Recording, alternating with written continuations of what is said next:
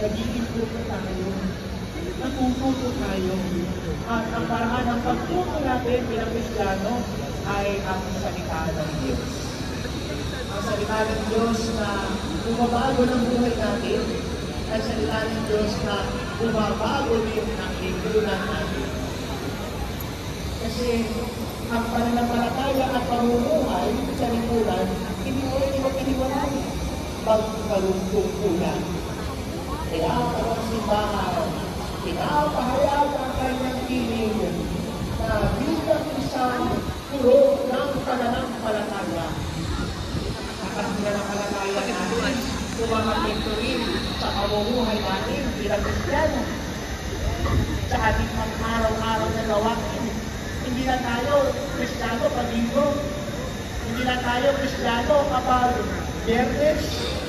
Tayo ay Kristiyano kahit saan.